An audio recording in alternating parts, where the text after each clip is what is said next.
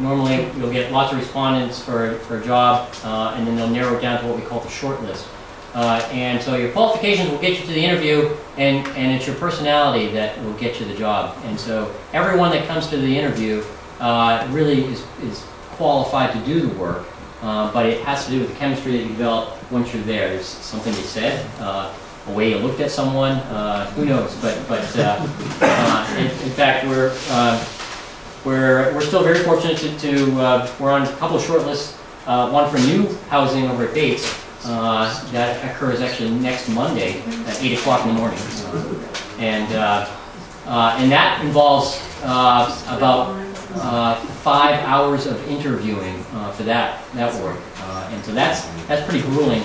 And then we're also on a short list for the master planning for the downtown Lewiston as well. So that's still a large part of what we do. Is that architecture has 3 jobs: get the work, do the work, and get paid for the work. As an architect, how do you view organizations like Greater Portland Landmarks?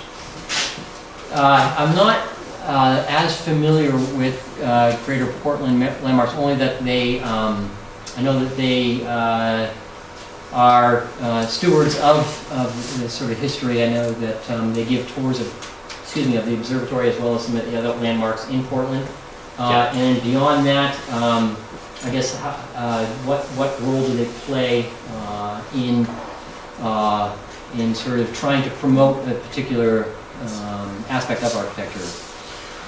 Well, I guess my impression is that they try to preserve the historic feel of the town. Mm-hmm. I'm not sure how far that goes. Mm-hmm. I've seen them sponsor some green energy workshops and things like that to sort of bridge the gap between the old and what we need now as well.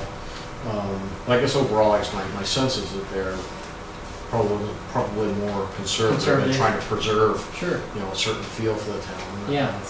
I think that's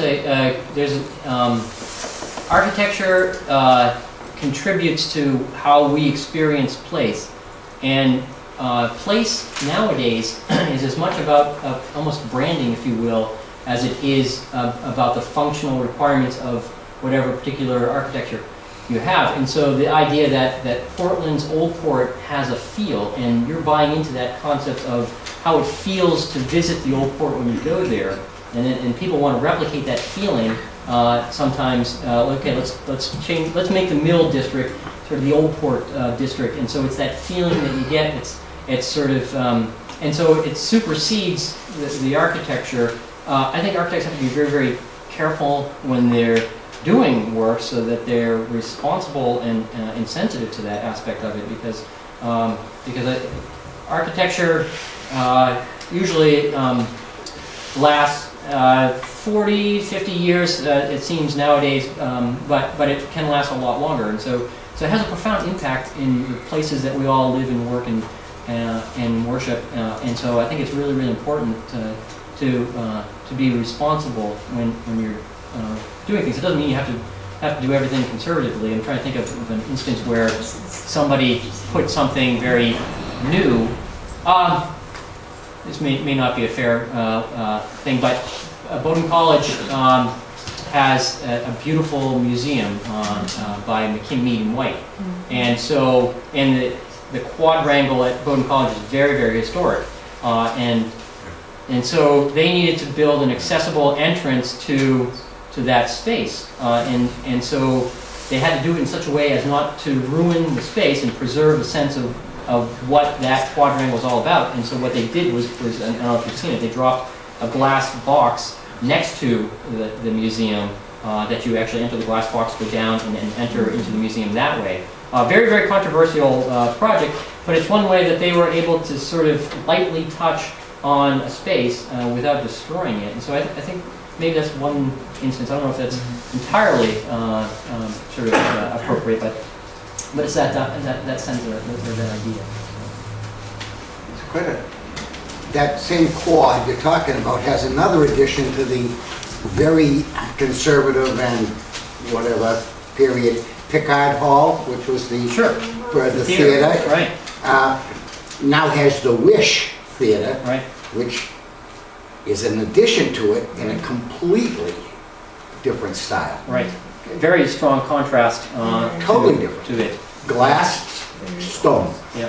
And also the Contemporary Arts Building, I don't know how many people are familiar with the Contemporary Arts Building on Bowdoin campus. Very, very different from all of the other either Gothic or neoclassical And buildings then you've on got campus. some monstrosities like the Searle Science Building, which God knows what brought them On the up. Main Street side, Yes, which won several architectural awards.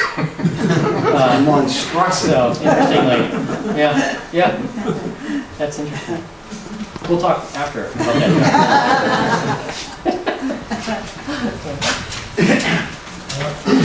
I was interested in the questions about the chemistry between the client and the architect. As a retired school superintendent, I've been recipient of many Harriman buildings. Worked with Bob quite a few times. And the first one was in Winthrop with Ken Barnett, second one was Oak Hill with Ken Barnett, third one was Litchfield with Ken Barnett, and then Wales with Daryl Johnson was on board then. And it's amazing what happens to the chemistry.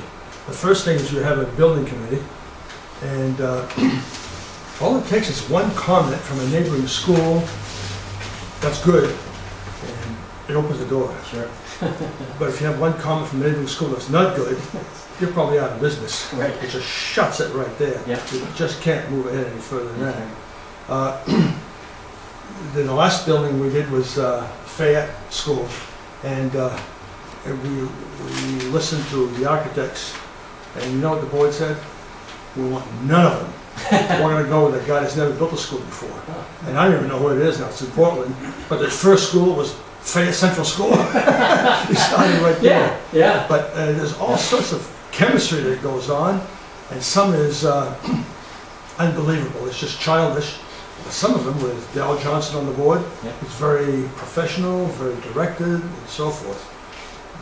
Over here was said it should fit the environment, and where the Oak Hill High School and Vernon School really were built in the woods, with wood exterior, so forth and so forth. You kind of lose it in the terrain. Sure. So it all varies according to the committee and what's happening back.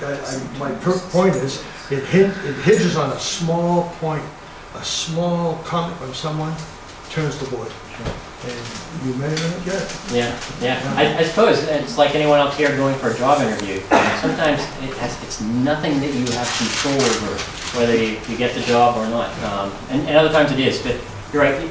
You oftentimes are defined by the work that you've done, and so it's more the case than not that future work is dependent on past successes.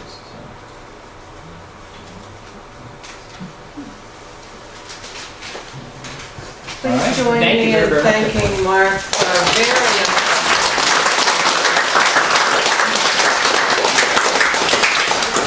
and stay for some refreshments and chat a little bit more if you have time. Yes.